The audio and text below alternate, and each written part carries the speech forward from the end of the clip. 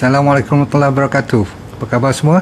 Kacang dal ni ataupun parpu ni perkataan Indian sebenarnya yang bermaksud dal juga kan? Betul tak? Ataupun dalam bahasa Inggeris dia panggil split peas. Sebenarnya lentils ni semua ni bawah ke kacang ataupun lentils. Dal ni atau parpu ni sebenarnya dia ada banyak jenis. Ada yang warna hitam, ada yang famous sekali yang dipanggil masur ataupun dal merah. Kita jarang pakai dal merah, kita lebih kepada dal kuning, betul tak? Ada yellow peas ni. Ada yang brown, ada yang putih-putih brown, ada yang kacang hijau tu pun, mung beans tu pun sebenarnya di bawah family yang sama ni. Ada orang panggil machaceados, saya pun tak tahu ni, mungkin bahagian-bahagian Mexican food kot. Yang hijau tadi ada orang panggil French green, ada yang panggil black eyed peas, ada yang kidney beans pun dia masuk kat dalam ni juga, sampai soya bean pun. Tapi kita nak fokus kepada satu dua je, iaitu yang Malaysian yang saya pakai tadi lebih macam ni punya. Anda pernah tengok kan? Semua dah tahu kan? Ni tak payah tunjuk lah. Daripada kacang macam tu, dia tak semestinya you sampai nak kena rendam semalaman. Macam kacang kuda semalam. Yang ni nak masak, basuh, buat masakan pun no problem. Okey. Jadi tuan-tuan sekalian, kita nak tengok beberapa keuntungannya, manfaatnya. Sebab apa? Daripada hari ni kita jangan peduli nak makan benda-benda mahal sangat. Benda yang murah-murah macam ni, bahkan dia punya zat lebih baik daripada kalau you nak ambil donat ke cinnamon roll ke apa yang kat supermarket semua ni kan, yang orang hantar pakai Korea ke apa sekarang. Kalau you boleh pergi sekali market, pergi beli banyak-banyak benda ni, simpan, sebab you boleh ubah suai. Anda lah yang pandai masak kan, saya ni boleh cakap je, tapi saya boleh tahu sama ada makanan tu sesuai tak sesuai. Faham tak faham? Okey, baik. Kita mulakan dengan bahan-bahan yang lentils ni, yang terutama sekali dal ni, parpu ni, ialah tidak lain tidak bukan ialah bermula daripada masalah gout dulu. Sebab selalu orang tanya saya masalah gout ni. Okey, isunya ialah dia dari segi menjadi sensitif tak pada orang gout. Kalau dibanding dengan kacang kuda semalam, kacang kuda lebih nyaman, boleh lebih orang kata selamat. Kacang parpu ni boleh, masih lagi tidak tinggi purinnya, masih rendah, so you masih boleh makan, tetapi tidak boleh sebanyak you makan macam kacang kuda. Faham tak faham ni? Maksudnya kalau you makan sampai 1 kilo seminggu katakan, tolak 200-300 setiap hari tu, kacang kuda lebih dibenarkan dilepaskan untuk orang yang kena gout. Jadi kacang dals ni atau parpu ni you kena kontrol sedikit, sebab dia ada sensitivity kepada orang gout. Namun tidaklah seteruk kacang-kacang tanah, kacang-kacang yang lebih you tahulah kan, seperti almond, semua tu kena hati-hati sebab dia tinggi. Bermasalah dengan orang yang buah pinggang rosak pun tak boleh. Termasuk dal ni pun sebab dia tinggi dengan potasium. Boleh tak boleh dengar? Okey. So berhati-hati ya. Kalau you ada masalah kidney yang stage 4, stage 5, kena kurangkan sikit. Ada gout yang ni pun berhati-hati. Lebih kepada orang penyakit buah pinggang lah, kena hati-hati. Okey. Baik, so kita selesaikan isu gout, isu buah pinggang tu. Baik. Oh, lagi satu orang yang ada kidney stone, batu karang. Kena hati-hati sebab dia pun ada yang boleh mengeluarkan oxalate nanti. Faham? Okey, baik. Sekarang tibanya kita cerita tentang manfaat yang baik untuk orang yang rajin makan parpu ni ataupun masakan yang asalnya daripada dal. Tak kira dal kuning ke dal merah ke, sebab dua ni yang famous, ataupun you nak pakai kacang hijau ke. Tapi kacang hijau tu selalu orang buat bubur kan, tahu tak? Tapi kita cerita yang selalu buat makan dengan orang Melayu ni, makan dengan nasi ya, buat dalca dan sebagainya. 100 gram lebih kurang satu piring lah, yang kecil tu, piring kecil tu 100 gram, tahu kan 100 gram dia bersama dengan 110 kalori. Macam ni lah senang ingat, setiap 1 gram 1 kalori. Kalau 100 gram 100 kalori, kalau 50 gram 50 kalori. Jadi dia tak susah nak fikir. Semua jenis kekacang termasuk semalam pun lebih kurang macam tu, 50 gram 50 kalori. Boleh ingat? Okey. Kalori ni supaya you tak pening kepala. Kita dengar je berkaitan kalori, tapi apa fahaman dia supaya you tak pening kepala. Saya selalu cerita pada orang-orang biasa supaya you senang faham. Setiap 100 kalori, nak pecahkan lemak tu, kalau you berlebihan makan hari ni, minimum kadang-kadang 400 kalori lebih. Kalau 400 kalori, setiap 100 kalori you kena berjalan laju besok ataupun pagi besok, nak bayar hutang hari ni punya, sepanjang 1 kilometer.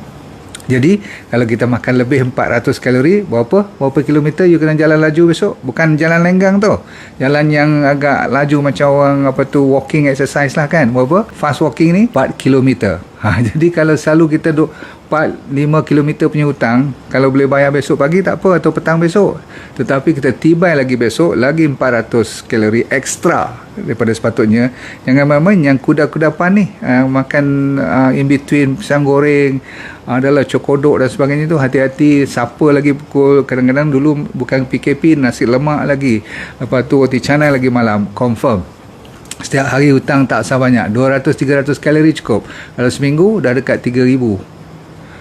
Okey, kalau 3,000 you nak lari 30 km ke?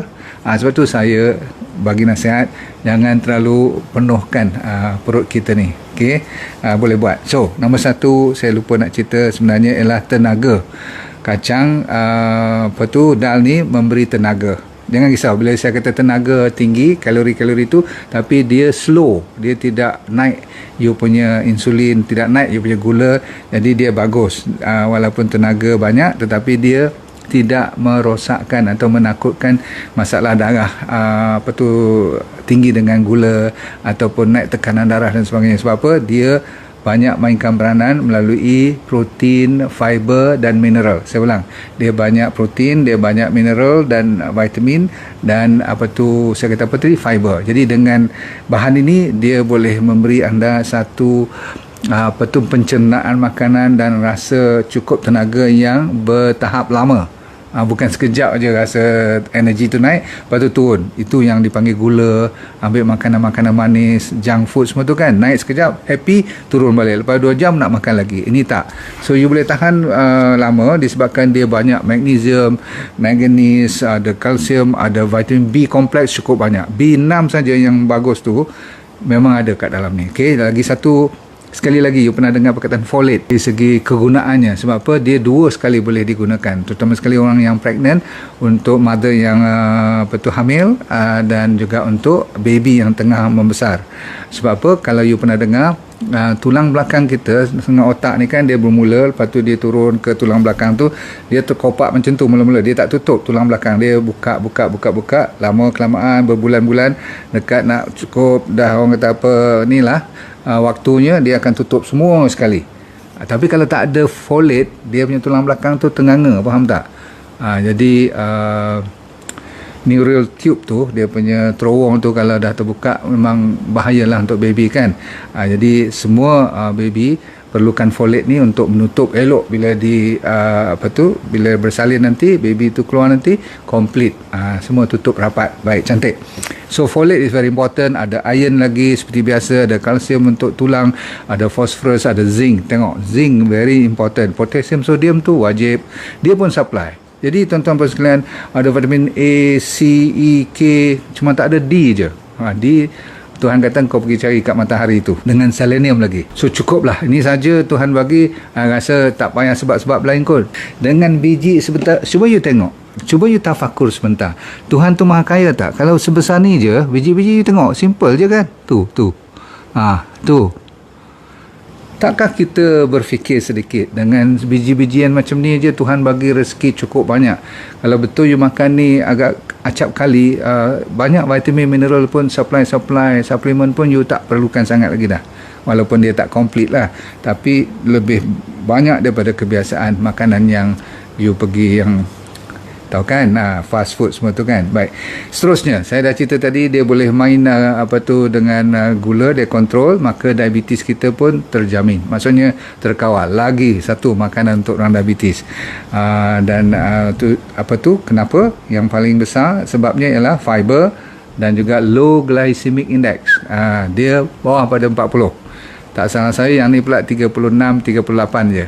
berarti bawah daripada gula jauh. Gula kan 100. Dan dia membantu dari segi ada tingginya protein pun bagus. Dan dia ada, orang kata apa, kalau nak jadi vegan, nak gantikan protein, tak makan daging, you tak usah risau. Inilah daging sebenarnya.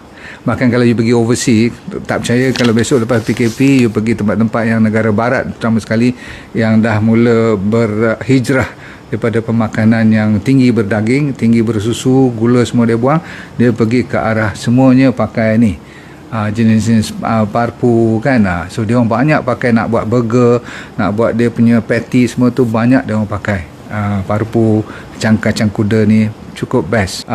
Dia punya blood pressure, kita punya blood pressure, kalau siapa yang high blood pressure tu, amalkan makanan ni. Okay, jangan risau. Okay, soalannya berapa banyak you boleh makan? Saya rasa kalau satu piring penuh pun semua dengan dal, kalau you dah buat masak elok-elok kan, you campur pula dengan sayur, campur dengan sikit ubi, Masya Allah, saya rasa dengan cili-cili ni semua tu, macam saya ambil semangkuk tadi macam tu kan, dengan dia punya sup sekali, dia punya kuah sekali kan, ada santan semua, silakan. Itu saja, tak makan nasi. Malam ni saya memanglah tengah buat diet untuk nak kuruskan badan lagi kan, nak tengok berapa cepat dia turun kan. So saya banyak main dengan lentils dalam seminggu ni. Seterusnya, bagi mereka yang selalu sembelit, ni pun bagus sebab terkenal sangat, sebab banyak dengan serat.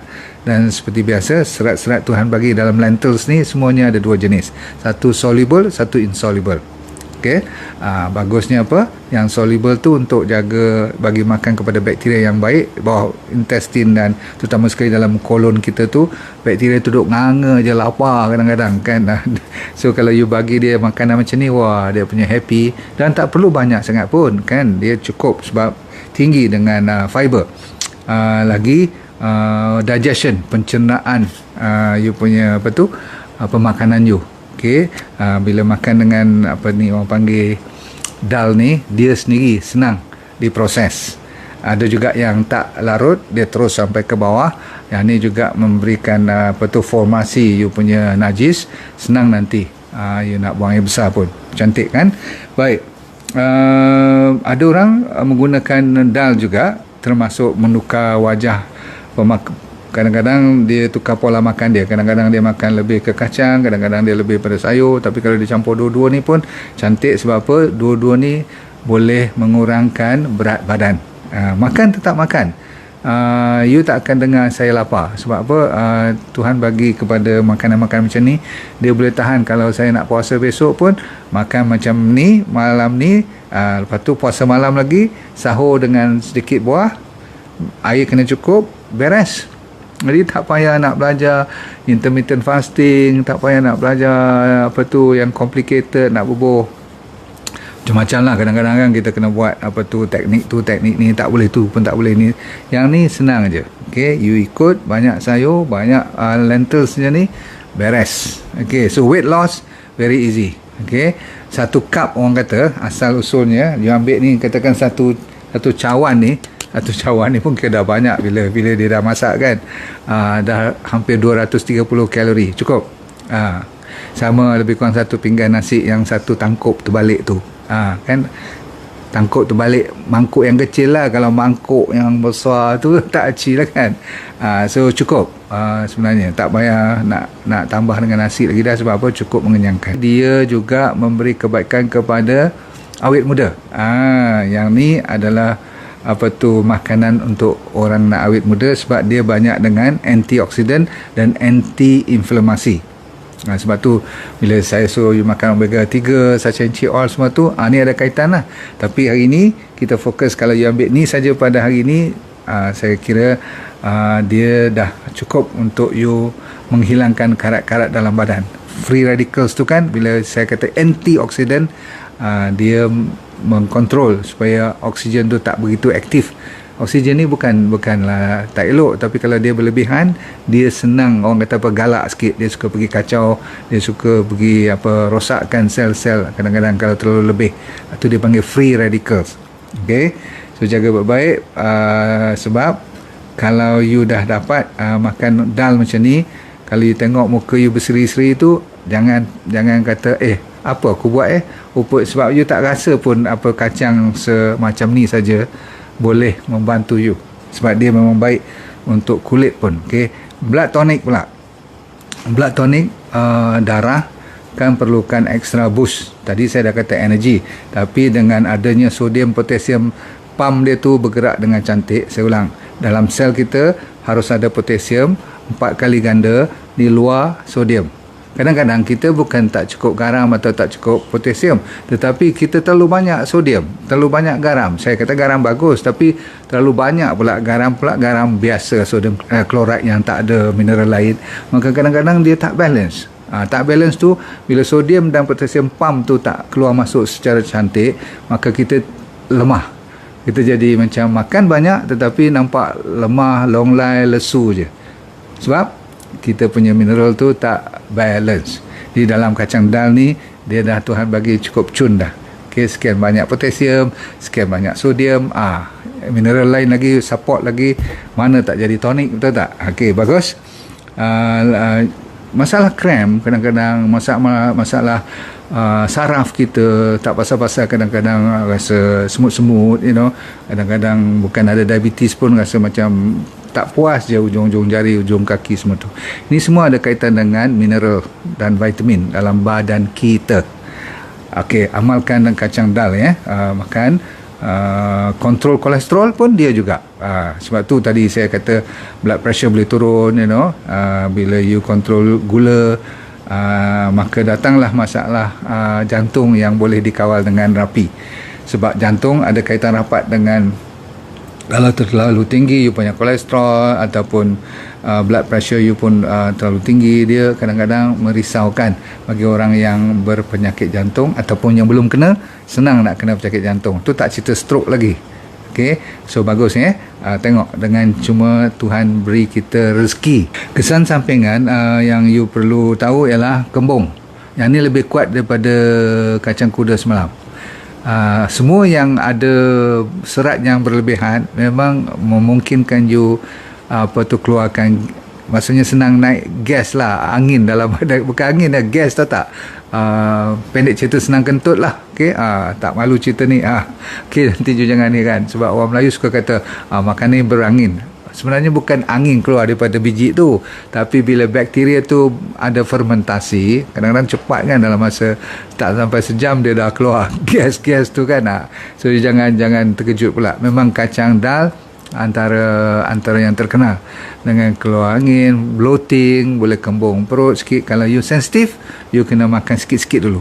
Orang panggil lazimkan dulu. Cukup ada setengah orang kalau terlalu banyak dia makan, tadi saya kata mengurangkan masalah sembelit, tapi dia boleh dapat sembelit pula, terutama sekali yang tak suka minum air. Okay, flatulence, angin, siapa yang low blood pressure, tahu tak, yang rendah tekanan darahnya, you cuba tengok-tengok sikit. Kalau you rajin sangat makan, kan dia boleh mengkontrol blood pressure. Tapi kalau you dah rendah dan turun pula lagi, mungkin takut dapat low blood pressure pula. Itu walaupun jarang-jarang, tapi ini adalah sebahagian daripada kesan-kesan yang you kena hati-hati. Kadang-kadang setengah orang tu rasa dizzy sikit, dia macam pening-pening sikit, itu you kena kurangkan kacang-kacang macam ni. Lain pada tu, you kena cuma berhati-hati kalau zaman sekarang ni terlalu banyak ladang-ladang yang spray, dia panggil ni, tahu tak, macam racun serangga ni semua, macam glyphosate, pernah dengarkan Roundup, semua ni you kena, kalau lah you makan ni ada allergy, okay, saya rasa you kena hati-hati. Satu, allergy kepada bahan-bahan racun yang disembur tu. Satu lagi, pada kacang ni pun setengah orang dia tak boleh makan kacang, tak usah makan. Okay, lain pada tu, kacang yang selalu famous dalam semua jenis ni, satu dipanggil red peas ataupun masur, ni yang jenis dal merah. Satu lagi yang famous kat Malaysia, dal kuning putih tu. Okay, yang tu okay, boleh makan, no problem. Walaupun ada jenis-jenis lain, you jangan risau, asalkan dal semua hampir sama dia punya manfaat. Mask, you boleh buat masker ya. Okay, right. So senang aja. Yang famous sekali you nak ambil red dal. Sebab mungkin konten dia, mungkin dia punya phytonutrients dia terkenal. Orang buat yang merah tu, dal merah tu sebagai mask. Tapi kalau you tak ada, yang you dah beli macam saya punya kuning-kuning putih-putih pun tak apa. Orang kata apa, kisar sampai jadi tepung. Tepung tu dimasukkan campur dengan, kalau you nak bubuh santan pun boleh, okey, atau nak bubuh honey pun boleh. Tak payah semuanya. Kalau pakai santan saja, honey. Tapi kalau setengah orang tu dia bubuh secubit turmeric, kunyit. Setengah orang dia ganti turmeric tu, dia ganti dengan tomato. Boleh. Sebab tu tomato ada kekuatan juga untuk menjaga kulit ni. Ataupun putih telur, you boleh. Okey, bukan untuk makan ya, untuk sapu, mask. Dan kalau boleh you cuba juga. Saya pernah buat dengan nila mask. Nila yang saya bawa daripada Morocco tu, you bubuh, you picit, lebih kurang macam you buat ubat gigi kan. You picit dia lebih kurang, katakan panjang ataupun besar ibu jari pula, jari kelingking saya ni, ujung tu. Ambil lah katakan 2 atau 3 mil saja. 3 mil banyak. 1 mil pun cukup. Okay.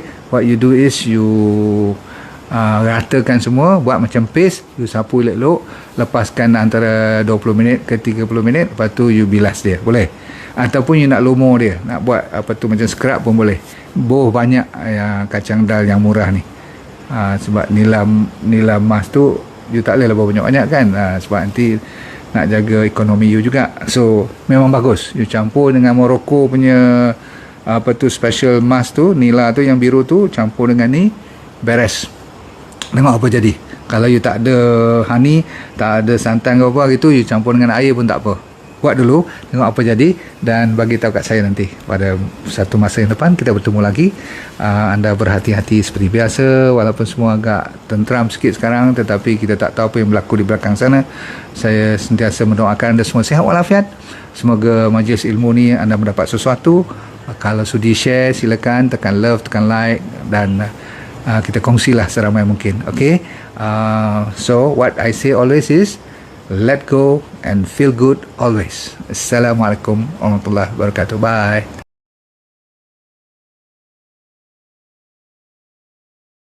Assalamualaikum warahmatullahi wabarakatuh. Nama saya Dr. Nurdin Darus. Dulu pernah bekerja di Majlis Sukan Negara, Jabatan Psikiatri di University Hospital, dan lepas tu saya buat corporate program. Tapi Tuhan bagi rezeki kat saya untuk kena kanser pada 2001. Bukanlah seronok, tetapi pengalaman. Kali kedua saya kena relapse pada 2012. Di pengalaman tu saya nak share dengan anda, kalau anda bermasalah berpenyakit ataupun sama ada dari segi fizikal ke mental, tak jadi hal, asalkan you nak merubah hidup you. Dan bagi mereka yang belum sakit pun paling mustahak untuk mempertahankan, menghindar daripada kena sakit. Tapi insyaAllah dalam program yang dinamakan DND Well for Life 90 Day Challenge, maksudnya 90 hari pencabaran ni untuk meningkatkan kesejahteraan dan kesihatan hidup anda. Mau tak? Okey, apa yang dia akan dapat dalam program tu, nanti kita akan ajar teknik-teknik macam mana nak menyelesaikan masalah penyakit dulu secara alami. Kita fokus kepada penyakit yang serius dulu, kanser lah, diabetes, high blood pressure, kolesterol, jantung, untuk autoimun terutama sekali, arthritis, gout, masalah hormon dan sebagainya. Yang penting ialah kalau anda bermasalah emosi pun boleh kita tolong bantu. Yang penting sekali ialah teknik tu. Kita kena bagi kat you dalam masa 90 hari ni, seminggu demi seminggu, saya semacam coach you, iaitu teknik macam 7 day living, teknik 7 prinsip macam mana orang boleh sihat walafiat sepanjang hayat. Kita kena belajar. Orang Okinawa daripada Jepun, apa yang dimaksudkan dengan ikigai, saya akan ajar juga macam mana nak cari hala tujuan hidup. Ramai orang stres sangat sekarang ni, dan kita sediakan doktor-doktor juga untuk bersama bantu you supaya kita semua boleh sama membantu menjadi sihat walafiat, merubah daripada sekarang kepada benda-benda ataupun ilmu yang baru untuk menyihatkan body secara mental dan fizikal. Okey.